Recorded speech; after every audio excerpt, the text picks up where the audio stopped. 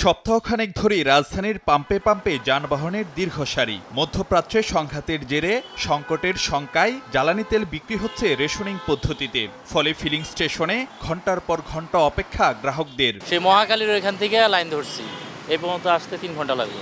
9টা থেকে শুরু, এখন 10টার বেশি বাজে। তেলই নিতে পারি না, অফিসে যাবো কিভাবে? তেলের সংকটের জন্য আমি মোটরসাইকেল চালাই নাই, কিন্তু আজকে আমার এমার্জেন্সি কারণে বেরোইছি। আগে তো আসতাম 5 মিনিটে নিয়ে যেতাম তেল, এখন তো আর সেটা নাই। এখন তো মনে করেন যে 3 ঘন্টা 3.5 ঘন্টা করে দৈনিক আমাদের কি করার লাগে। রাজধানীর একটি হোটেলে সংবাদ সম্মেলনে ফিলিং স্টেশন মালিকদের সংগঠন বাংলাদেশ পেট্রোল পাম্প ওনার্স অ্যাসোসিয়েশনের নেতারা অভিযোগ করেন, বিপণন কোম্পানি থেকে মিলছে না চাহিদা মতো জ্বালানি তেল। এ সময় পাম্পের নিরাপত্তায় পুলিশের পাশাপাশি সেনা মোতায়েন সহ 8 দফা দাবি জানান তারা। বলেন, নিরাপত্তা না পেলে বন্ধ করে দিতে হবে ফিলিং স্টেশন। ট্রু 700 ppm আকিশ বসে গ্লাস কেনার আগে দেখে নিলেই জিতবেন।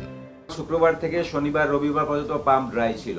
রবিবারে আমাকে দেয়া হয়েছে আমার 20,000 জায়গায় মাত্র 4,500 লিটার। চট্টগ্রাম বিভাগের ম্যাক্সিমাম পাম্পই তেল তো পাচ্ছেই না। সবচেয়ে বড় সমস্যা হচ্ছে আমাদের নিরাপত্তাটার অভাব হয়ে গেছে। প্রত্যেকটি ফিলিং স্টেশন নিরাপত্তার জন্য পুলিশের সাথে সেনা সদস্য মোতায়েন করতে হবে। আমাদের জার্মানির নিরাপত্তা নিশ্চিত করা না হলে আমরা আমাদের ব্যবসা বন্ধ রাখার ঘোষণা দিতে বাধ্য হব।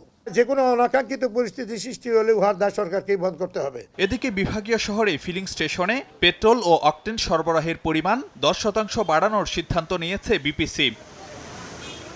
অন্যদিকে বুধবার ও চট্টগ্রাম বন্দরে জ্বালানিবাহী 14টি জাহাজের খালাস কার্যক্রম চলে। আমদানি করা জ্বালানির মধ্যে আছে অপরিশোধিত জ্বালানি তেল, ডিজেল, ফার্নেস অয়েল, এলএনজি ও এলপি গ্যাস।